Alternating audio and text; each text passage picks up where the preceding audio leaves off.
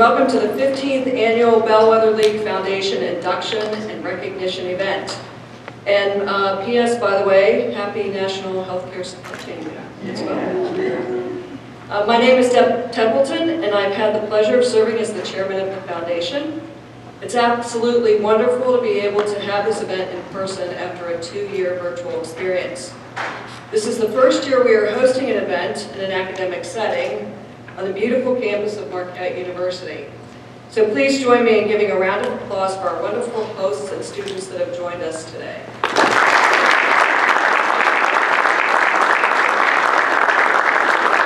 A few years ago, the board began discussing how the foundation could support the future needs of supply chain. The Foundation Philanthropy Division was born out of those discussions. The division is led by Nick Gaish today. I'm pleased today to present the group that completed the first capstone project under this new division. You will see and hear shortly that the future leaders of supply chain exist in our midst. They are passionate, knowledgeable, and eager learners, and they were here very early and very excited. I encourage everyone to use our time together to network and make connections for mentorships and future opportunities. Immediately following, we will experience a panel discussion that includes a wide range of supply chain leaders led by John Strong. I would now like to introduce Mark Van Sumeren, who, as part of the Bellwether Philanthropy Task Force, was instrumental in providing leadership and direction to make our first capstone project a reality. Mark is a member of the Bellwether League Class of 2021.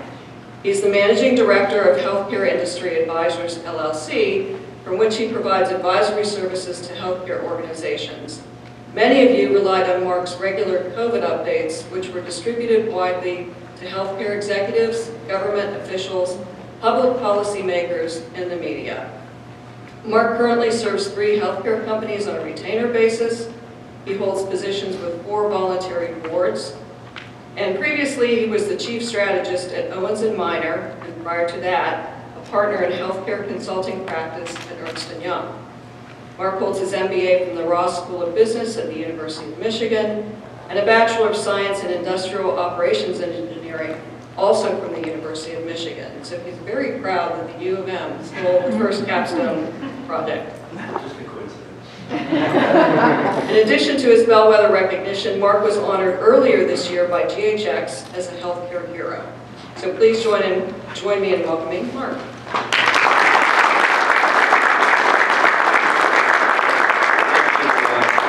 For the introduction, it will last longer than my introduction of this group here. It's great to be on the campus of Marquette. Many of you know I lived in Milwaukee for 20 years, so I was able to stay with my oldest son last night and tonight again. So it was great to see 3 of the grandkids while I was in town. Well, good afternoon. Thanks for taking the time to see this. Join us for this leadership presentation. I am just delighted and excited for you to get to see these 3 extremely bright graduate students from the University of Michigan and the work that they've done over the last year. We need to acknowledge Nick Gaish as well for his support in this process. It does give me just a tremendous pleasure to introduce this team that delivered the very first capstone project under the sponsorship of the Bellwether League. And I don't think we could have started on any better foot.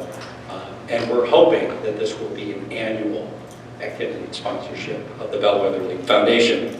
And as I said, we got on a great start with this group. In a few moments, we're going to be joined by these 3 bright, young graduate students at U of M. Laura, I'm not even going to try all the last names. It's actually Vi's fault. I'm not going to butcher it. Laura, Vi, and Jeremy. As I said, all graduate students at the University of Michigan in Industrial and Operations Engineering. They are part of a group called the Center for Healthcare Engineering and Patient Safety, CHEPS.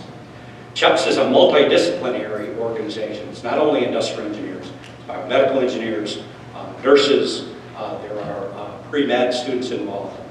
Every one of these 60 students, perhaps, at this point, part of that group, are committed to applying a multidisciplinary systems approach to solving healthcare problems. 2 of them are graduating soon as well, so we might want to keep that in mind during the networking phase. I'll leave that up to you, in particular after you see the quality of work that they do. CHEPS is under the direction of Professor Amy Cohn. Amy is a dear friend. She had planned to be here at the last minute at a family issue that she had to attend to in Boston. She sends her regrets that she couldn't be here. Nick was dying to meet her face to face. He's seen her over Zoom countless times. But she is not only a full professor in the industrial engineering department at Michigan, as well, she is the head of the Center for Healthcare Engineering and Patient Safety and the Chief Transformation Officer at Michigan Medicine. I don't know what she does in her spare time. She's busier than the rest of us, I think. During the 2021-22 school year, the Bellwether League Foundation sponsored this team on a vaccine project at Michigan Medicine. It was Michigan Medicine is U of M's academic medical center, and we worked very closely with the supply chain team and others across that organization. Before asking these students to share the work that they did and some of the outcome, which continues to be used, it's embedded now in the organization of Michigan Medicine.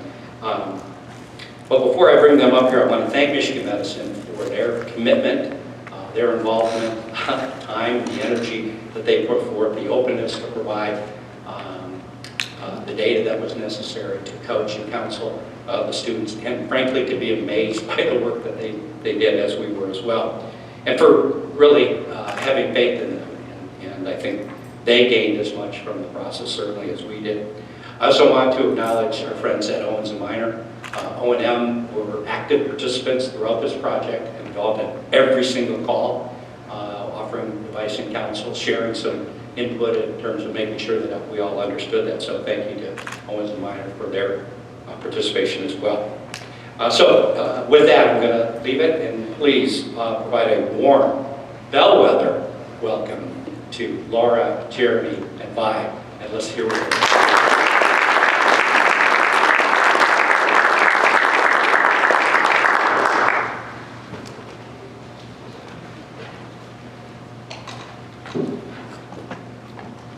Right. Good evening, and thank you all for joining us today. My name is Faith. This is Laura and Jeremy. We represent the University of Michigan CHEPS, or Center for Healthcare Engineering and Patient Safety. We're here today to present our work from this past year on supplier relationship management, improving on-time and full delivery performance. We were fortunate enough to work with the Bellwether League, Michigan Medicine, and Owens & Minor on this capstone project, and we look forward to sharing our insights on healthcare supply chain.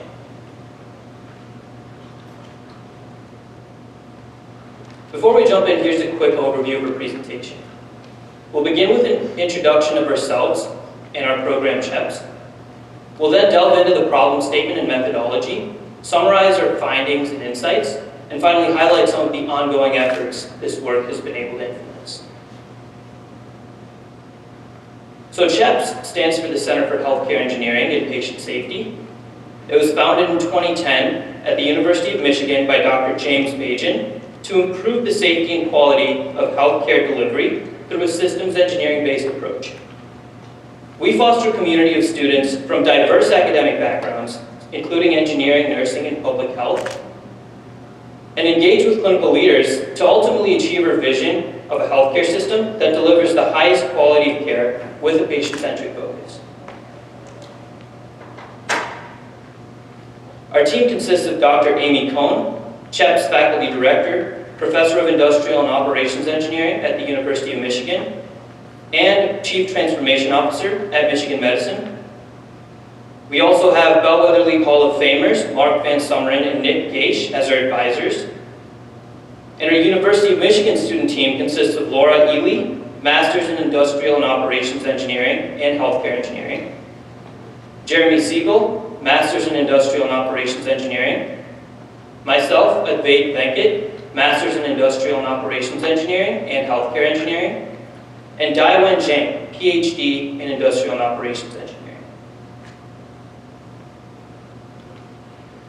So prior to the inception of this project, our client, Michigan Medicine, had recently run into two formidable operational issues. Firstly, the COVID-19 pandemic had exacerbated their supply chain visibility challenges.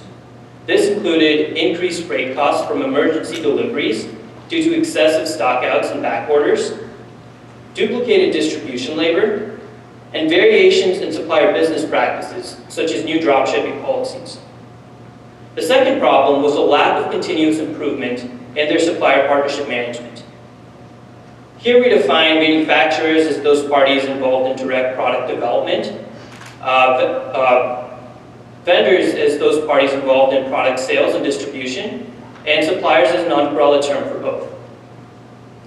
As we see here, Michigan Medicine handled a massive number of manufacturers and vendors in product categories. However, they had little visibility into the quantity and contractual performance compliance of this supply base. Now, this led to an unregulated proliferation of new contracts and SKUs, as well as an inability to penalize underperforming suppliers. In light of all this information, we defined our objective: to create a supplier analytics tool that limits these unexpected shortages and delays by rationalizing and optimizing the provider supply base and measuring on-time performance in near real time. I'll now pass it off to Laura to describe her methodology.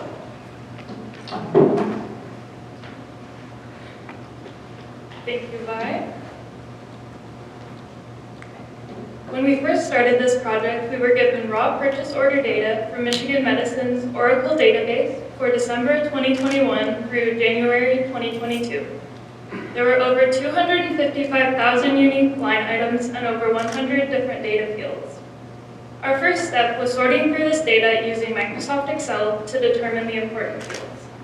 These were the date the order was placed, the order due date, the date the order was received, the quantity that was ordered, and the quantity that was received. Through our initial analysis, we determined that there was a delay in the database that led to false dates being reported.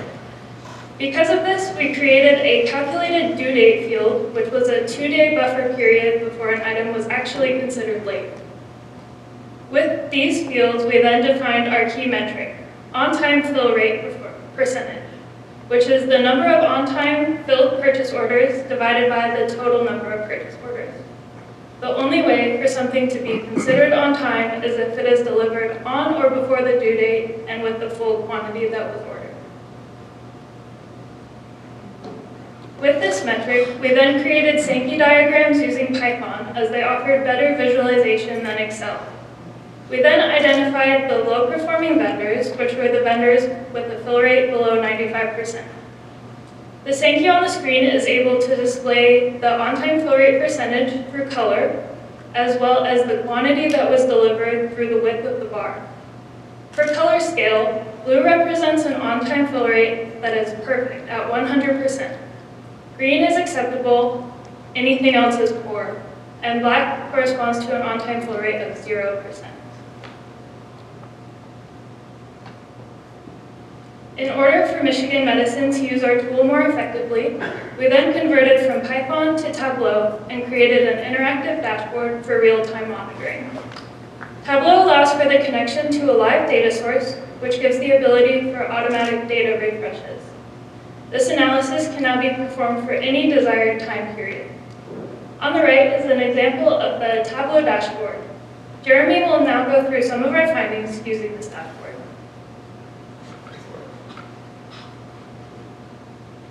So looking here at the number of categories per manufacturer, you can see that there are many, many manufacturers per category. All the way at the end over there, you have 30 categories of over 20 manufacturers, which is really hard to maintain for Michigan Medicine, where they have to maintain many different types of relationships with these manufacturers. Here we dive into the on-time fill rate per manufacturer, and this is sorted by the total count of lines for that 2-month period we had. You can see that there are a number of poor performers, and this is kind of sorted by the large manufacturers first. It is very concerning that all of these fall under 95% here, which makes it hard for Michigan Medicine to have the vital supplies they need to have in the system. Next up, we have looking into the direct versus distributed supply chain. And we found that Michigan Medicine performs much better when working with the distributed supply chain. Owens & Minor is a key distribution partner for Michigan Medicine, which provides a buffer and really advocates for Michigan's system. And this is, keep in mind, we're in peak COVID supply chain crisis, and Owens & Minor still performs relatively well.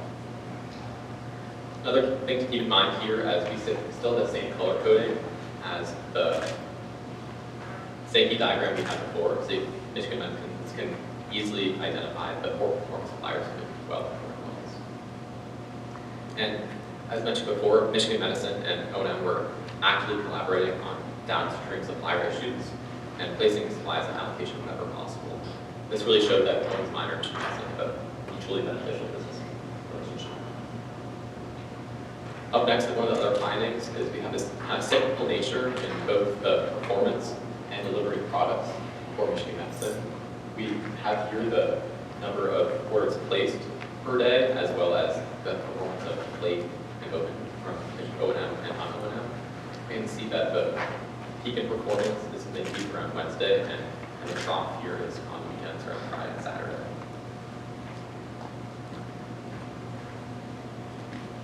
And just to summarize, we determined that it's beneficial to prioritize on-time fill rate, supply selection, and remediation efforts. Michigan's value analysis team is now using supplier performance as a selection criterion on top of product quality and the number of products. This will help ensure that Michigan Medicine is only selecting high-performing partners for their supply base. And we want to also emphasize it is good to tighten the supply base, strengthen strategic supplier partnerships, and rationalize the number of unique SKUs. This smaller number of suppliers and SKUs will be easier to maintain and can guarantee better service. At the end, we should also revisit the bifurcated versus direct supply distribution model, and we advocate for distribution through Owens & Minor whenever possible. Pass it back to Mark.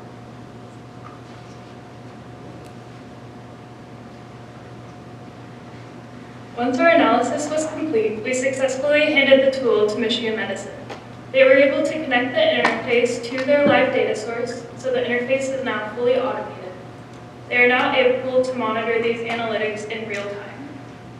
With the new metric of on-time fill rate percentage, the value analysis teams now have a critical piece of information that they can use for strategic sourcing decisions.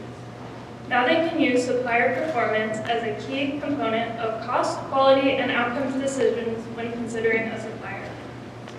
With the information from this interface, Michigan Medicine has started the process of reorganizing transactional purchasing to adjust distribution flows following supplier reduction. They have also created new administrative metrics around supplier reduction, as well as creating new opportunities to reduce waste for all participants in the value stream. All of these measures will ultimately result in better healthcare and patient outcomes. We would like to thank Michigan Medicine as well as Owens & Minor for their continued and dedicated efforts on this project.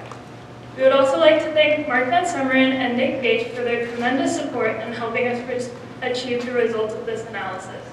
And finally, thank you to the Bellwether League Foundation for allowing us to present our analysis and findings here today. Thank you.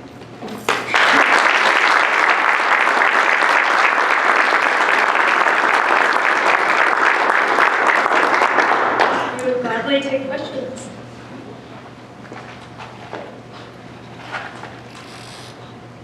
Is this something that can be scaled and can be taken to other providers? I believe so, yes. Our initial analysis wasn't very complex. As long as the data is available, it was just a simple division.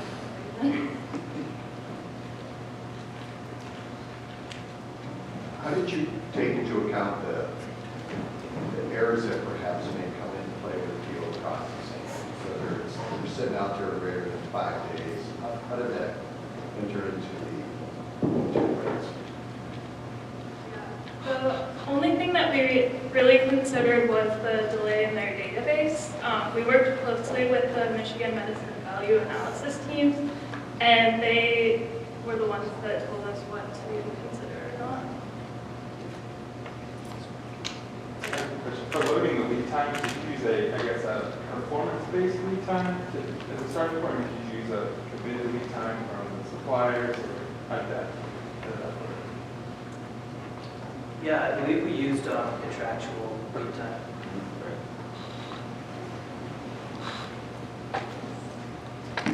I'm curious, since you haven't spent as much time in the healthcare supply chain as some of the folks here, especially proven by our gray hair, what might have been, what was the biggest surprise for you as you were really looking at how it works or doesn't? I was just surprised that they didn't have anything to monitor their suppliers. It doesn't seem very complicated, so that was a shock. So they didn't currently have anything, any reports, they could at least compare your results to their results, they had nothing? That's scary. When you were analyzing the data, did you find a lot of noise or have to take into account the suppliers that they were doing EDI transactions with versus things where the processes were more manual? It's a good question. We'd like to reconsider that for report.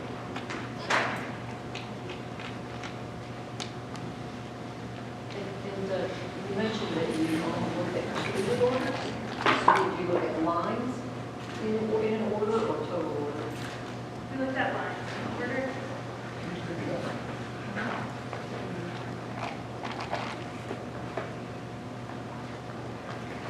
Thank you so much.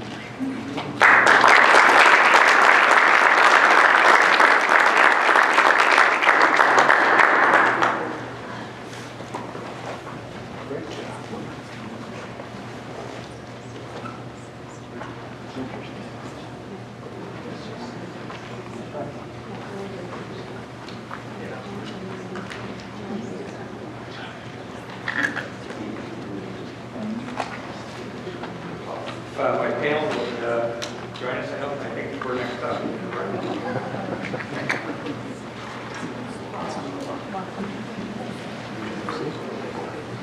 So table one is over here. We want you at the round table. We're over here. Yeah.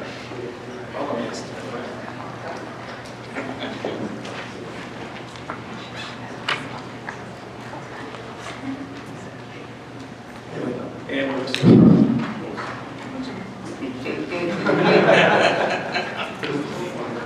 Yeah, I think you would. Well, good afternoon, everyone. My name is John Strawn. I've had kind of a unique healthcare career. I spent the first half in acute care hospitals, and the second half in purchasing, and the third half in consulting and working with manufacturers. I've seen. I won't tell you how long I've been at this because it would give away my age, but I've been doing this for some time. It's really a pleasure this afternoon to have this panel with us. I think some students are joining us. If you're a student, would you just raise your hand? We're not going to put you on the spot.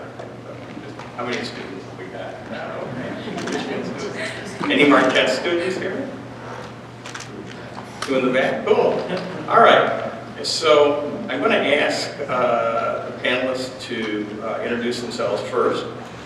Just your name, title of your organization, and maybe something to tell us a little bit about the organization in terms of size. And then I'd like to hear each of you tell the audience one thing that's going right now in the healthcare supply chain. Okay. So Don, you want to start? Sure. So my name is Donna Van Blair. I'm the Senior Vice President of Support Division at Parkview Health, which is located in Fort Wayne, Indiana. And I would just say analytics. Analytics. Okay, good. Barbara? Barbara Strain. I'm the principal of Barbara Strain Consulting. I was in provider land, as I call it, for 41 years before deciding to do all this. Sitting in a totally different position, being able to really look at a lot of things, I think that it's a wake-up call in that people are now paying attention to lots of different things, including the things that the students pointed out and that sort of thing. So we have a long way to go, but I think everyone's maybe awake. Great, thank you. Jack? Hello, everybody. I'm Jack Casella. I'm one of the directors in supply chain at Freighter in the Medical College of Wisconsin. So you're welcome to Milwaukee, everybody. It's great to have you here. And I would say a little bit similar to what Barbara said. I think we've got everybody's attention. Being in healthcare supply chain is cool right now, and that's going well. All right. Carl? Carl Meyer with the Wendrich Group. My career spans capital, distribution, technology, so I've been around this block a few times. I think what COVID has brought forward to the entire industry is a peeling back on what we've done in the past and identifying some of the things that we frankly failed at, and an opportunity to try and find ways to do a much better job. Great, Jake. Sure, Jake Grunewald, I'm the Vice President, Chief Supply Chain Officer for Freighter Health. So welcome to Milwaukee, like Jack said. I too have kind of been around the block a while, and we'll leave it at that. But I think the important thing, I think, John, the thing that I see today is incredibly dedicated people. That's great. My name is Fred Kranz. I'm Business Development Executive for St. Ives Company. We are an industrial engineer design firm. Jake, I've been around before the block was there. You know that. Jake was 12 when I made it. I think the one thing that's going well, or that is going to go well, and I look back there, we have our folks from Michigan. I see Ed back there from Michigan State. When I started in healthcare and when John started, we were able to sort of come in and learn our way as we went. We had single hospitals, not IDNs. We just needed to know where to back the truck up and how to get it from where it came in to the doctors before they yelled at us. Now things have become much more complicated, much more sophisticated, and requires a totally different level of knowledge, understanding, and leadership. And I think with schools like Michigan State, Michigan, Arizona State, North Carolina State, we're starting to develop people that are entering the system that are actually trained in the discipline that they're going to be managing. I think that is a big deal.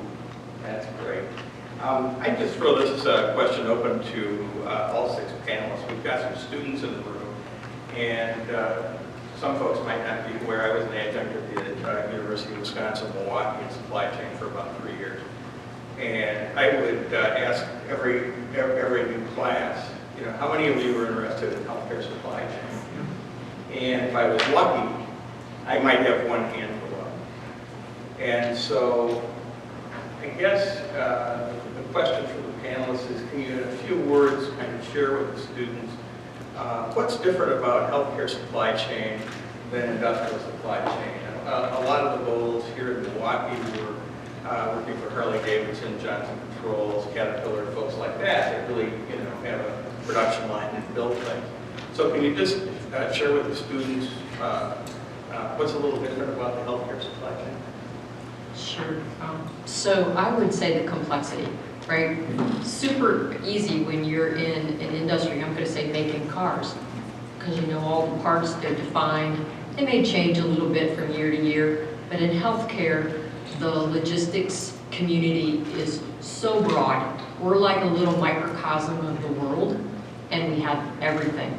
Water, energy, parts, you name it. It's all encompassed in an IDN, which makes the complexity of what we do sometimes a little daunting. Let me add the personal part to healthcare, is that there's patients at the other end of it, rather than riding your Harley Davidson across country and having a great trip and posting on Facebook. So if we don't get our products, then cases don't happen. And we saw that during COVID. So the wake-up call was really there. Cases were canceled. A variety of procedures were canceled. Emergency room procedures changed on the fly hourly, depending on what products. So it's people's lives and healthcare on the other end of things that make it so different. And I'll say special, but it's also extremely complicated. I would echo both of those comments. I think that it's incredibly complicated, and lives are indeed at stake, which, you know, hopefully they're not with something like Harley. And it's very different than a consumer company when you work for them. That's sort of what your company is. It's a supply chain company. It's taking raw material and selling it to a customer, whereas in healthcare, that's just part of what we're doing is supply chain. So that can be a challenge.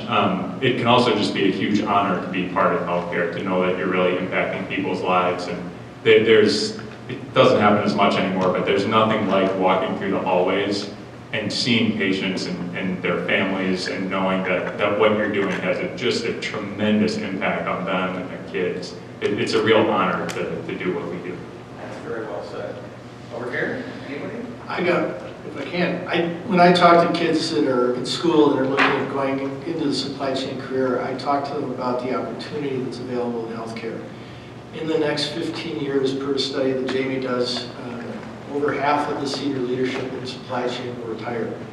So while it might be neat to go to work for Tesla or Apple or Harley Davidson and play with the shiny new toys, the career opportunity, I think, if you're good in healthcare, is unbelievably bright. And so I point that out to people that are looking at it.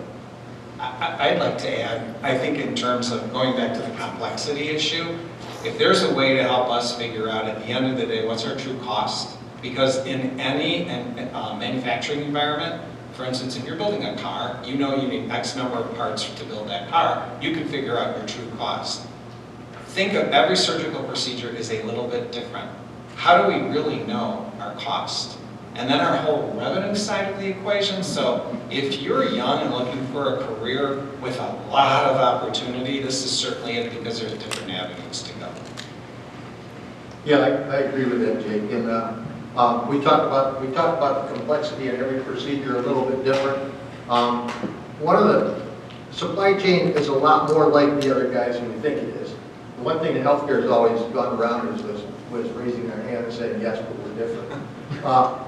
We're not different in many respects, but we're different in the respect that you've got to build relationships, because you're working oftentimes with independent contractors who want to use their stuff their way at their time and the way they're doing things, while you're trying to control standardization, limit the number of SKUs that are out there in a procedure, and it's a very difficult thing.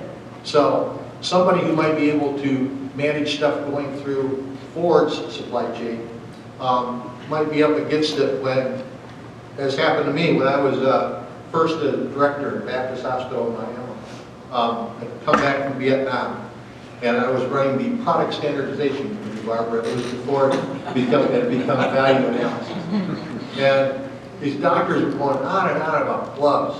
And I was 27 years old. And I said, listen, when I was in Vietnam, we didn't know who made the gloves. They came in a wrapper that says glove, sterile, size 7.5. And after that, it said FSN and 9 digits. That stood for Federal Stock Number. And the doctor looked at me and said, son, you're not in Vietnam anymore. And that's what makes the healthcare supply chain challenging, because it's controlling and building relationships in which people will want to move towards standardization and want to move toward the things the manufacturing just can write physical requirements for its finished product and get it done immediately. So that's where I see it. That's really great. We've talked about some industrial companies in America, and surveys over the last few years have shown that most CEOs in industrial companies view supply chain as a strategic element of their business, right? I mean, it's a big part of the total cost of goods sold, and so it's a strategic element. I'd like to start over here with you all and talk a little bit about the C-suite and C-suite in healthcare and how they view supply chain. And I'd like to be really candid. Some of us have been blessed over the years to have really good mentors in the C-suite, and they really understand the value of supply chain and value analysis. And in some cases, as you go out and talk to supply chain executives around the country, they're frustrated because they don't see that. Will you all comment on that a little bit? I'll start. I think it's changing. I think that, again, COVID brought into the forefront that's created an opportunity for supply chain leaders that might not have had that audience in the past. And I think what's going to be interesting to me, John, is over the next 3 to 5 years, how well do the supply chain leaders that are now been elevated into that role demonstrate value to their organization so that more and more CEOs and CFOs and CMOs see this as, yes, they truly are strategic, where in the past that wasn't necessarily the case. But so I think the door's open, and I think now it's up to the supply chain leaders to lead and create that recognition of the value they deliver. Great. Others over there? I would say in the past, supply chain was, aren't you in the basement? I mean, that was kind of the way they thought of it, and I've seen the change, but again, not all organizations really look at it that way. I will tell you, we are blessed to be in an organization where the CEO, the CFO clearly understand the value of supply chain, particularly through what happened through the pandemic, and most recently through other areas where we really met with industry shortages and how we were proactive in the way in which we went about addressing those. So now we're, to some degree, a little bit of a poster child, and people say, well, if that's what supply chain can do, perhaps the rest of you should follow suit. So I think when the C-suite sees the importance, you can accomplish a lot. Yeah, and I would get back to, if you went to ARM this year, you probably saw Paul Keckley speak. And Paul Keckley made a statement that just, boom, hit everyone in the nose, and I was talking to several people about this, but he said most supply chain leaders are upset because they only get to see the C-suite 15 minutes a month. And my internal thought was, most supply leaders don't deserve to see the C-suite more than 15 minutes a month, because they ain't C-suite people. And so when you go around, you can tell, still the largest number of supply chain leaders are reporting to CFOs probably. They're reporting to guys that don't know anything about their function and don't want to appear to be not knowledgeable about something, so they just say handle it, and we do. You're seeing the leaders like Ed back there and the people from the large IDNs, Jake, that have credibility as people, that make it possible for them to gain credibility for the discipline. And that's the challenge. Guys that came up from the dock, starting out as a corpsman, coming up, it was a fight all the way. You've got to have a C-suite persona to work your way in there, and you've got to work hard at it. That's what I think. Good. Same question over here, but I'd like to add something to it. Jake mentioned that he feels that the pandemic and some of the associated challenges sort of helped raise the vision and the view of supply chain and freighter. Do you think that's universally true? And I'd like you to comment on that as well. Sure. The thing of it is I think that in some cases, the attention and what they're really looking at in the C-suite has started to wane somewhat, because reality is in the balance sheets. And when you're talking about 1-something billion that I'm behind in things, then there's a lot of changing of the deck chairs. There's a lot of different things going on. And just when you thought you were being recognized as being important to the organization, that you were being seen, whether it's supply chain value analysis, I directed both for a very long time. I have heard a lot of stories that now people are getting laid off. They're reimagining what all of that looks like, and they want to do different things. So they're getting a lot of different new seats in the chairs, in the C-suites from a variety of places. And I do think it's waning somewhat. And we have to be careful about that, because we really need to band together and not start separating ourselves again. You know, I always give you controversial answers, right? That's good. So my dad was a plumber. And one day when I was a young lass, we were standing outside of a General Motors building with a pipe rope. And we were knee deep in muck. And he says, you know what this is, right? And he goes, I'm the most important person in that factory today. Yeah. He never got a day of glory, and I don't think we should either. You do your job, you do it well, you do it because it's important, you do it because it saves lives, but you don't do it for glory. You do it because it's the right thing, right? So I kind of look back to that day my dad said, you know, it's okay, but they need me today, and I kind of feel like that's what we have to do in supply chain. We always have to focus on the fact that it's not about us, it's about what we do for other people. I was just producing our scorecard this morning, and I saw our fill rate. Great presentation, by the way. I saw our fill rate jump up above 99% for the first time in 3 years, and part of me threw my hands in the air saying, wonderful, and part of me threw my hands in the air thinking, uh-oh, you know, now we don't have a crisis to solve as much. But that said, I think that there's also, you know, as long as we continue to demonstrate value, if we've been invited to the table, how do we keep our seat there? You know, and the headlines now might not be about fill rate, but inflation. And, you know, as much as we have to be investing in people. We all know that, you know, wage increases and things. And so we're now being asked, okay, well, that money's got to come out somewhere else. What can you do in supply chain? So hopefully we can keep that seat at the table now we've been invited. Good. So my consulting practice now is really largely working with small, innovative manufacturers and some larger manufacturers who are trying to launch new and innovative products in the marketplace. And some of the comments that have come back to me is frustration over the fact that some supply chain executives won't take the risk of evaluating something that's really, they believe, and I believe, is really new and innovative technology.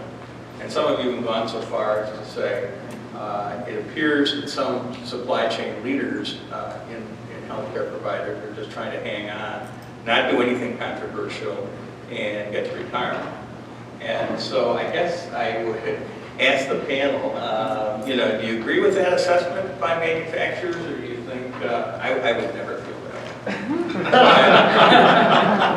But some of my clients do, and I guess I'm asking for an assessment of whether you think that's true or not. Let's start with Jack.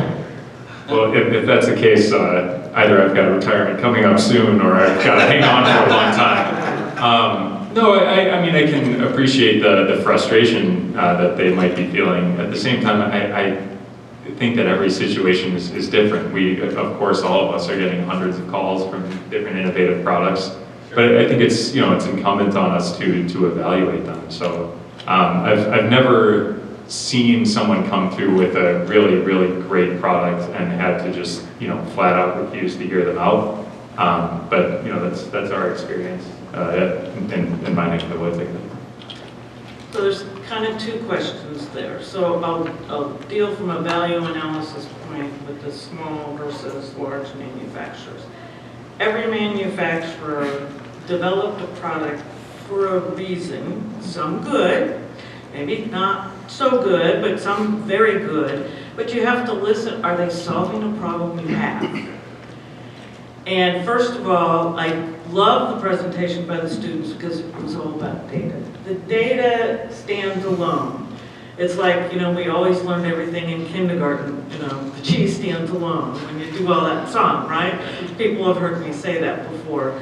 But in that respect, I do work with small, new technology companies in my consulting firm that basically have something on the back of the napkin and they think it's a good idea, all the way to Fortune 500 companies. And the smaller companies pay more attention to value and what is this really going to do. And it may be a one-off product, but it could be something that could affect healthcare acquired conditions, and look at value-based care all across the continuum, not just another Me Too widget, but I'm cheaper, which is what we still hear sometimes that come. As to the retiring and that sort of thing, been there, done that, but you know, I haven't retired yet. But I think that a lot of supply chain folks, no matter their age or situation or whatever, have suffered the same burnout as others. And so they may be waiting until a time in which, you know, financially or healthcare-wise or whatever. But I don't think that's really the case. I think the manufacturers are very frustrated because times are different. We're not just saying, sure, come in, we'll talk to you. I figure I've talked to about 12,000 representatives in my entire career and heard the pitches and things, but I think they're frustrated because they do not get the audiences that they used to, because we're now paying attention to what needs do I have and using data to determine those, and then what do I need to fit those needs to make it better. Good. Long answer. Donna, anything to add to that? Just that I think scalability is sometimes when you have very small niche businesses that come in. If you have a very large health system, sometimes that they don't have the scalability, so we do sometimes look at that. That can be a limiter, because I'm not looking for a solution for one small location. I'm looking for a system. So that could be a frustration in bringing something to market. Sure. But I agree with what you guys have said. Good. Anything from table one over here? Yeah, I think that the challenge for suppliers today is helping define and educate for the provider the issue that they have that they may not know they have that you help resolve. And for years I've always said you can have the world's greatest mousetrap, but if Jake doesn't realize he's got a problem with mice, he's not going to buy the better mousetrap. And so that has become harder to do given the fact that many supply chains, when I talk to supply chain leaders, they're trying to figure out how to get 70 to 80 hours a week into a 50 to 60 hour week. So if what you're bringing to them that week doesn't address something that's an issue for them at the moment, the chances are you're probably not going to get a very warm or any response. And I think that's the big challenge for the supplier community. Okay. And I'll just add to what Carl mentioned. I think the key is helping us in our role understand what's the value proposition and how will that value proposition impact my organization. And of course, the greater the value, the more I'm going to want to take a good hard look at it. So that anything you can do to be creative in that way, or reach out to those that can give you advice on that, that will help. Good. Fred, any final thoughts? Yeah, John, you were talking about, I think, new suppliers with relatively new products and difficulty they have accessing, usually be the GPO. I mean, you do know a little about the GPO. So. But people, it seems to me the profile of folks that have an idea and develop a product think that theirs is the only solution to the problem that it's addressing. And that it's never going to fail, and it's perfect. And they're naive in that. The second thing is, they very often will say, oh, I tried to get to the GPO and they wouldn't even listen to me. So they develop these frustrations instead of understanding that sometimes it's a long game to build the relationships, to engage and get in front of people. And as far as the other part, yeah, there are people probably in every industry in the country that are trying to skate to the finish line. That's pretty common wherever you are. But I think the real problem is that when people come up with a product, if it's their product, they take it so personally that everything could be a slight. And Ron Walton never called me back. He didn't call me back. People are busy. I think Carl's point about trying to fit 80 hours of work into a 60-hour week is an excellent point. So we're going to kind of deviate into a little bit more about leadership, but I want to ask kind of a follow-up question. We've talked a couple of times about the need for analytics, understanding information technology as a whole, those types of things. Do you all think that suppliers generally do a good job of illustrating their value proposition when they come in to try to sell you on a product? I know this wasn't in the question. Well, I'll jump in on that one. Without sounding overly critical, I don't think in many cases they do.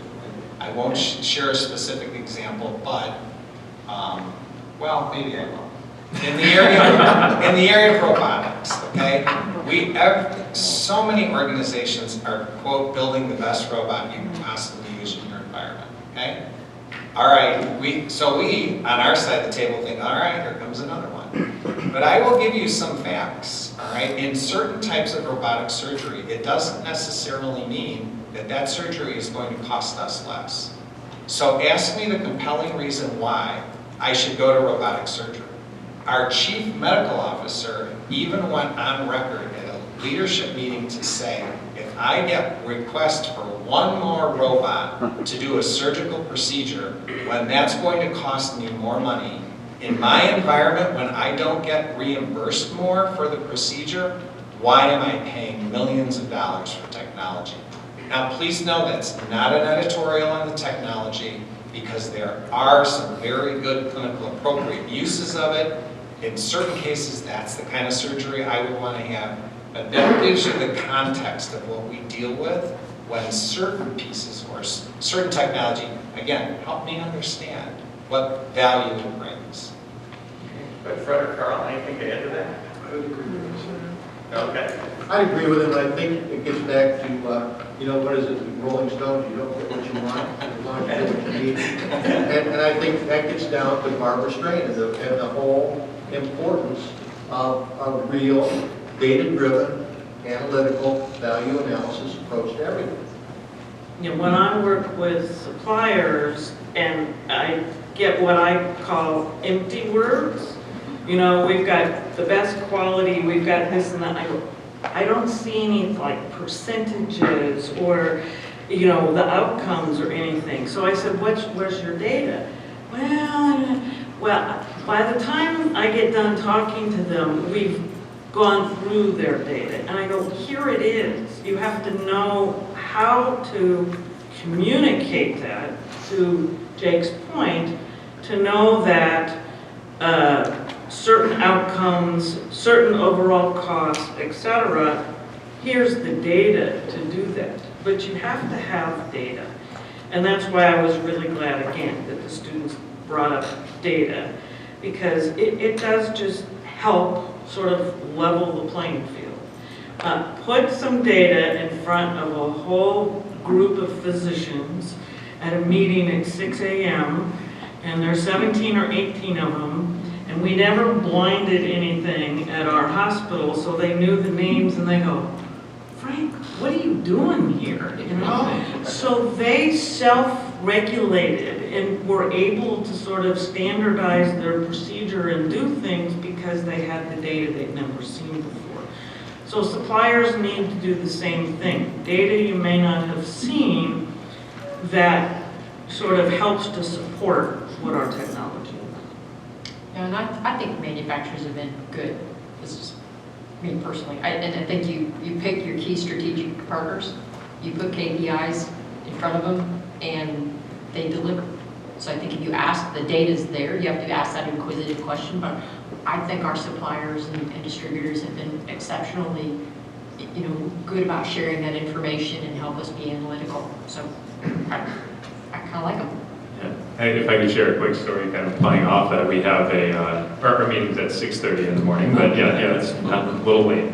We have a meeting where we'll go through our value analysis process with our orthopedics group, and in that meeting, a lot of those submissions are coming from our suppliers. The submission data is coming from the suppliers, and frequently we will have to go back to them to ask clarifying questions, to ask for a specific data point, but it's been a big win for our physicians who are part of it, that they're not spending time keying things in, or that the research studies are attached automatically and things like that. So that's been a real win. And of course, sometimes we just get jump, but as we're transparent about that and share that feedback with the suppliers, that they'll react well and improve. Good. Just a follow-up question for Barbara. She doesn't want to answer this but Barbara arguably knows more about value analysis than anybody in the room.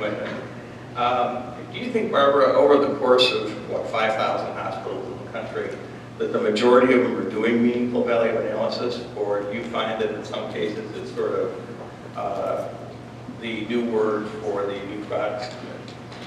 I think it's really a bell curve. You know, there's two ends where some people either are too small or don't understand value analysis or think we only look at new products and we always say yes, or sometimes we're the no committee, and then on the other end it's like uber value analysis and everybody's drunk the Kool-Aid and they're going along, and then we have variations sort of in the middle. And as one of the founders of the Association of Healthcare Value Analysis Professionals, we talk to our peers in the field a lot, and it does recognize a bell curve. And it really all depends on the culture of the organizations in which they practice and how educated both the executives as well as the value analysis folks, because there's a lot that you can do. And even though the pandemic sort of said, value analysis, where have you been this whole time, right? And we were the ones that have all the relationships with all the clinical folks and that sort of thing. However, we're still maybe recognized for solving the recalls and doing the back orders and the substitutes. So we're still sort of product anchored rather than process anchored and helping with various quality issues and a variety of things. So we can do so much more for organizations if they understood what we do. That's great. Thank you. I'm going to turn my attention back over here for just a second. I want to talk just a little bit more about supply chain leadership. We've talked about the ability to use analytics, to understand analytics, all of those types of things. Besides analytics, you can't use analytics again. Okay. What are the other leadership qualities that are required to be effective in supply chain in a healthcare setting, in a healthcare organization? I'll start by, I think, communication and being open and transparent throughout your organization, just in terms of what are our goals, what are we trying to achieve, and how do we as a system need to operate from a supply chain perspective so we can achieve the system-wide goals that we're looking to do. I know within Freighter, communication for us is a big thing. We're very open, transparent. Every month our scorecard goes out, thanks to Jack and his capable team. And we have a number of leaders who look at it, they'll make comments, they'll tell us, and they're extremely positive about that aspect of communication. Whether it's positive or whether, an issue's coming up, i.e., hey, we may be running into issues on contrast media, the sooner you can communicate, the better. It goes back to communicate. So Jake, you said something very important. You try to tie your strategy to your overarching strategy of the organization. Yes. Does that mean you also have a strategy for supply chain that is sort of, part of it's obviously tied to that. Do you go beyond that with other things that are built into your strategy? Well, yes, and so while our strategy is aligned with the strategy of Freighter Health, and the bottom line for Freighter Health is, it's transforming healthcare in the communities in which we serve. So we, in supply chain, want to support Freighter Health in that. We have a number of, I'll call them pillars, that tie to the organizational values, operating parameters, and we have very specific initiatives under each one of those pillars. It can be people. It can be supplier diversity. It can be embracing a robust value analysis process. All of those things that tie, and those are first and foremost in our director meetings and in our leader meetings. We talk about those values every month to drive that down into the organization. And when we meet with leaders, and we have what's called an executive advisory committee made up of key leaders across the Freighter organization, we read our supply chain values. They read them with us. Fred? I think Jake's got to hit it on the mark for that one. I really think that one of the big things about leadership is how you're seen by the people at every level in the organization. People that work for you, the people in the C-suite, the suppliers.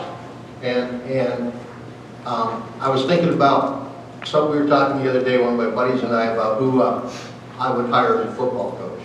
Of all the people out there, Bill Belichick's won 1 million championships. I'd hire Jimmy Johnson. He'd be my guy.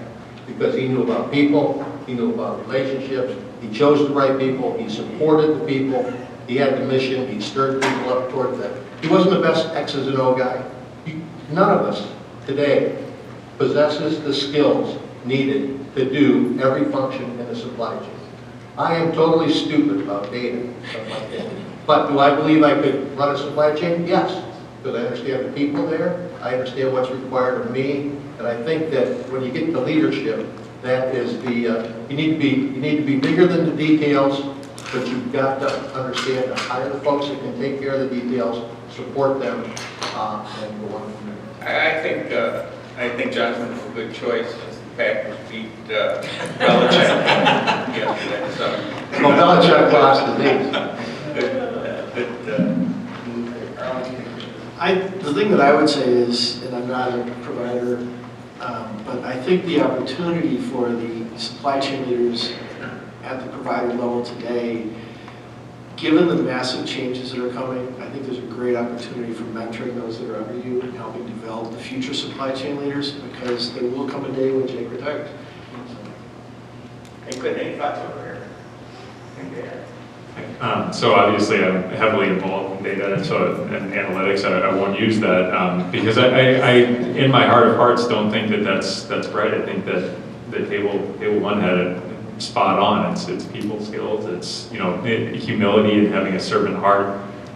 When we created a supplier scorecard, and I didn't want to ask our students about this, but one of the items on it was the fill rate.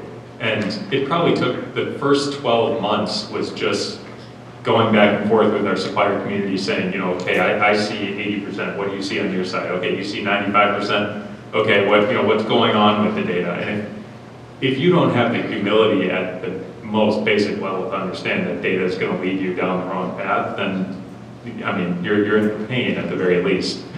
So yeah, having that servant heart though, I think really helps you get through that, especially at all levels. Some people in your supply chain don't care about data, and some really do.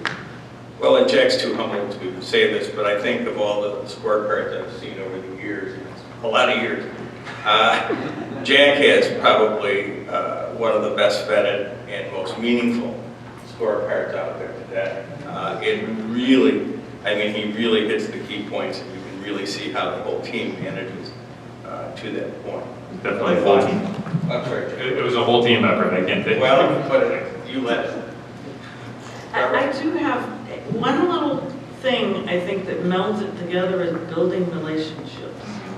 And I spent several years building relationships. Who was who? What did they really need? What did they like?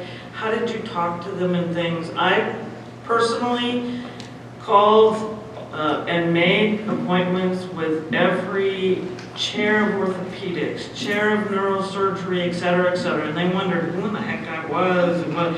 But I introduced myself, and I'm here to help you. I'm here to listen.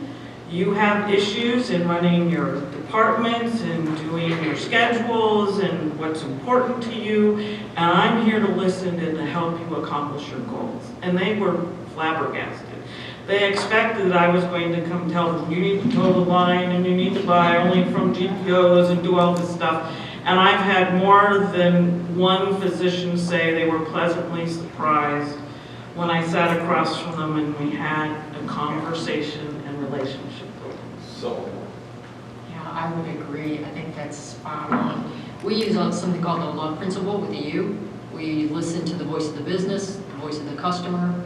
We then try to understand why, the why behind it for the business, for the customer. We validate it with data, and then we engage and educate. And I think if you can use that love principle, we always talk about that, to sit down, just like you said, Barbara, sit down and really listen to them and why they want it. And then go back, because they're smart. If you put the data in front of them and you can educate with some empathy, I think that they will find an open door in most cases, not all.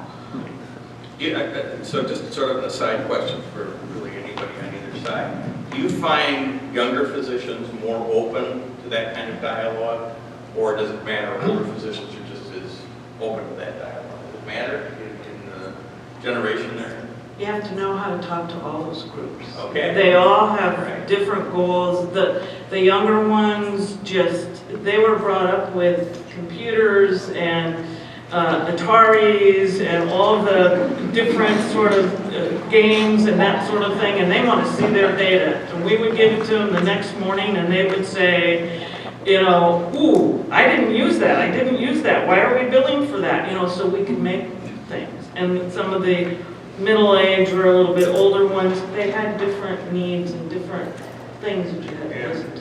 Right. Yeah, I just wanted to sort of tack on to something Barbara said about listening and talking with folks. When I was at Genesis Health System in Davenport, the CFO was my boss, but the comptroller was one of my best friends. And every day at 11:30, we'd go to the cafeteria. And we would sit in the cafeteria from 11:30 until 1:30 every day, just sitting there, looked like we were goofing off. And what happened is we had a big executive retreat. And one of the guys from cardiac cath lab got up and he said, everybody thinks that Fred and Pete are screwing off in the cafeteria every day, but they're not. They're waiting there for us to come up and talk to us. They listen to us, and they get back with us with their problems. And we have great confidence in both finance and supply chain because they're folks that are listening to us. And Barbara, the talking and listening is the big thing. Cafeteria is great. The CMO would come and say, can I sit with you? And we have these great discussions, so you're right. That's great. For this next point, we're going to talk a little bit about trading partner collaboration. But since there's a number of students in the room, let's just set this up a little bit, and the panel can disagree with my assessment of this if they'd like. I think that of all industries, all major industries in the United States, arguably healthcare does the worst job of trading partner collaboration. And I would say it may have reached a high point of being really bad in the late 90s, the early 2000s. Okay?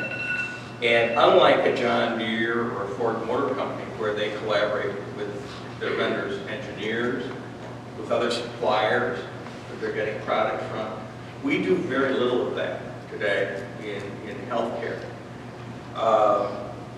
We've talked about it now and improving trading partner collaboration for at least 10 years that I'm aware of. And I'd like to ask you all over here on table one first, do you think it's getting better? Is it getting worse? Is it about the same? And what's it going to take besides COVID to really help instill more and better collaboration among trading partners? Well, it's interesting. I've worked with a lot of places that love the idea of collaboration as long as I win. And that's the wrong way to approach it. Right now, I just got off the phone with Dave on Friday. We're talking with O&M. The idea of collaboration is Dave's organization has skills that mine doesn't. That we all have gaps. We all have places where we could use help. And everybody that's performing in good faith has a reasonable expectation to make a profit big enough for them to survive. Healthcare is very weak as far as profit margins go. I believe that last month, I'm not reporting this out of school, but one of the two largest systems in Cleveland, where I live, announced a negative 5.89% operating margin and a quarterly loss of $789,000. Okay. If we've proven nothing else in healthcare, we've proven million, yes. I'm sorry. We've proven that we ain't smart enough to do. See, I just showed us. We're not smart enough to do things on our own, and yet Dave's the enemy because we have adversarial relationships. We're not smart enough to have collaborative relationships, and I think that COVID started opening the door to that. Folks started to look to other people as helpers as opposed to trying to screw you out of your profits. I hope it continues. My concern about that is the historical CEO that said, thanks, the thing's over, I need 10% this year, get rid of some people and reduce expenses by 10%. You've got to be bigger than the folks that dictate to you what's not right. You've got to want to go out. If you're going to get that 10%, you're going to have to form collaborations. I think it will continue. I think we're getting better, but I don't think we're there yet. And I think what we miss, which other industries have, is there's visibility across supply chains. Like transparency. Like we talked about, yes, transparency. And I think in healthcare, we would be very transparent to show you that we had a negative 2% operating margin. And let's take inflation right now. Suppliers are coming at us and saying, we got to raise your cost because our costs have gone up. Well, okay, manufacturer, I can go to the public world and see that you still have a 42% operating margin. My operating margin is gone. I can't take your price increase and pass it on to my patients because 45% might be Medicare, and that's fixed.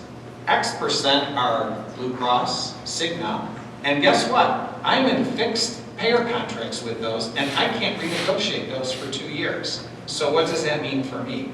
So I think we have to challenge each other. How do we really help each other in an environment like that and gain more transparency? I think we're getting better. I don't view our partners as adversarial, and I think the supplier community, a lot of it is driven, of course, by the fact that there are investors and they're publicly traded companies, and so we know what drives that. In the not-for-profit world, if we have a net operating income, we reinvest that in our structure so we can continue to upgrade our medical technology or invest in the right people that we need to invest in to continue to deliver quality and safe patient care. Great. All right, thank you, Dan. Yeah, I'm going to pull out someone who's in the room here, and that's Ed Hiscock. And Ed has, in my opinion, one of the most forward-thinking, and I think you do a little bit of this as well, but which is sitting down with the supplier and saying, what's driving your costs? And what are we doing as a provider that's driving costs that we might be able to do differently? Maybe if we ordered every other week, that will dramatically reduce freight costs or whatever the case may be. I think there's a ton of opportunity with the industry for that. And to foster along those lines, there's a great book called Same Side Selling. I'm actually sending it to Ed because I think it's something he can share with the suppliers before they come in and meet with them. And it's how do you get to say, how do we collaboratively identify an issue and then work together to resolve it and pull some of those SG&A costs out that are there that are hurting everybody in the chain. So I think there's a great opportunity moving forward, but I think it also takes a different mindset from the supplier side to come in and say, let me understand what's causing you pain, and how do we work together to come to a solution that helps both parties win, and then sharing those savings. Right over here. Yeah, you want to start?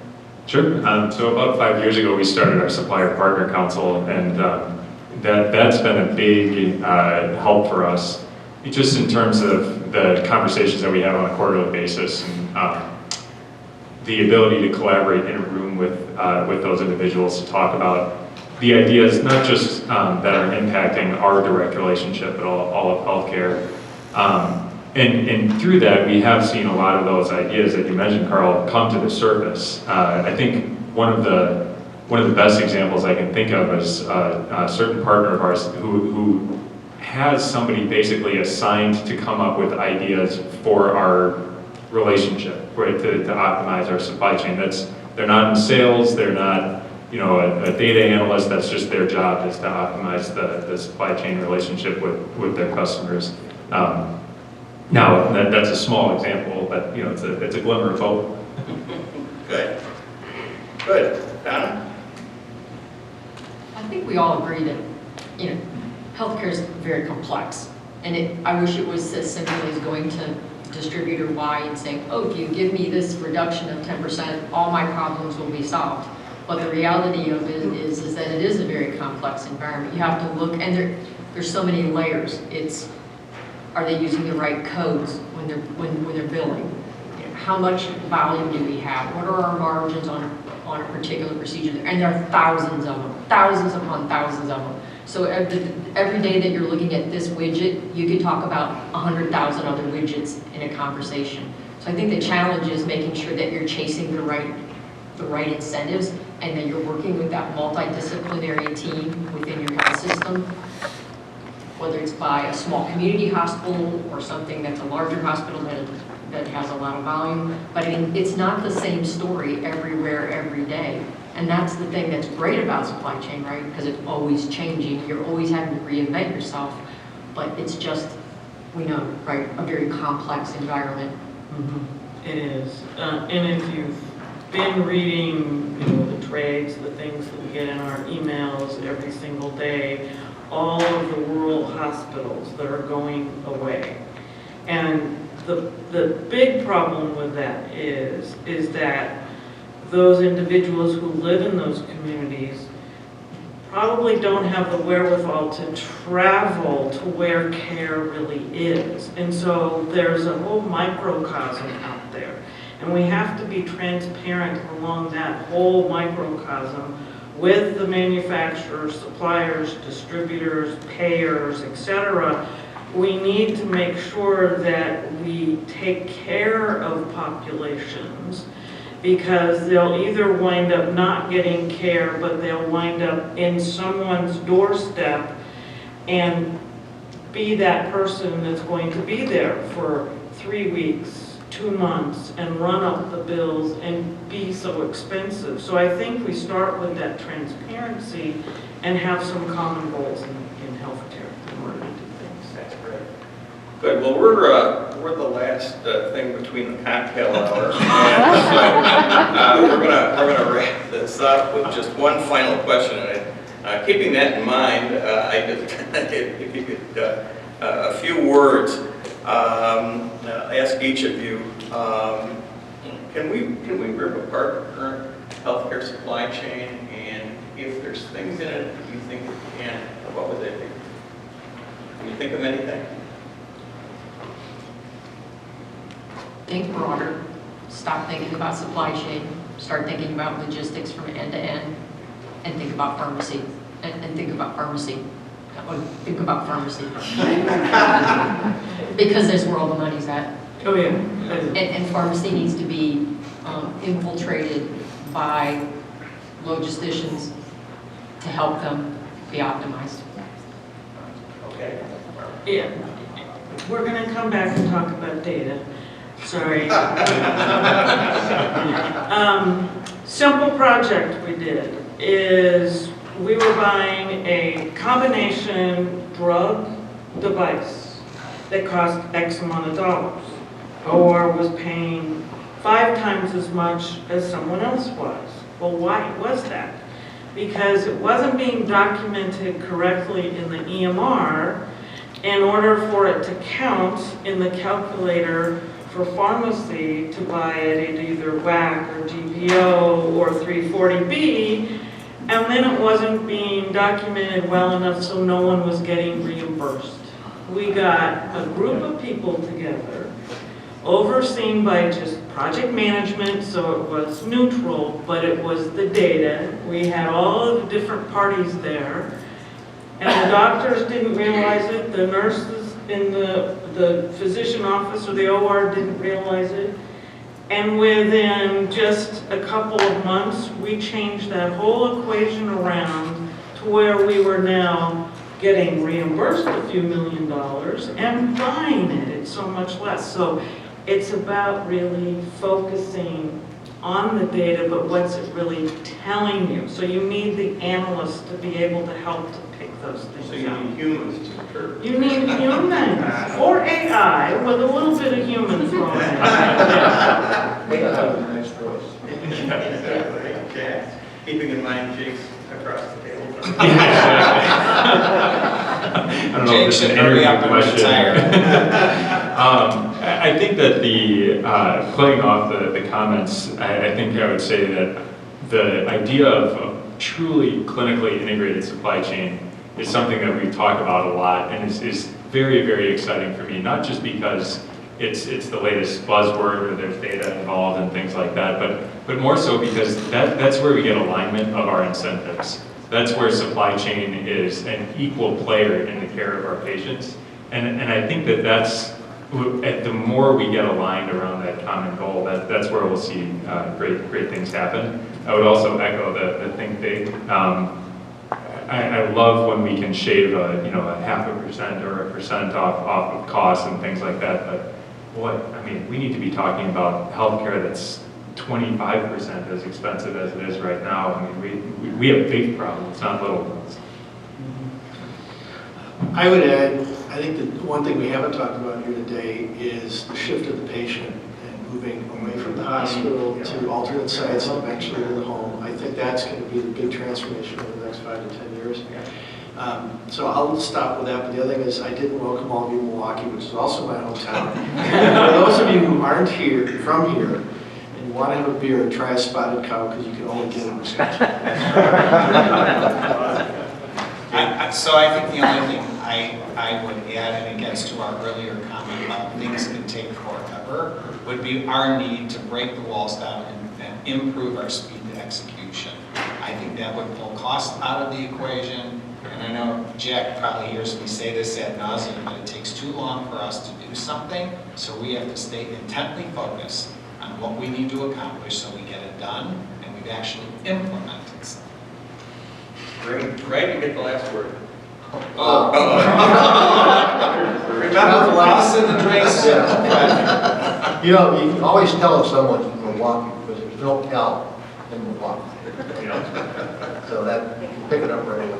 No, I think that if I were to pick apart the historical problem with supply chain, it's we've always operated on the principle of heroic intervention.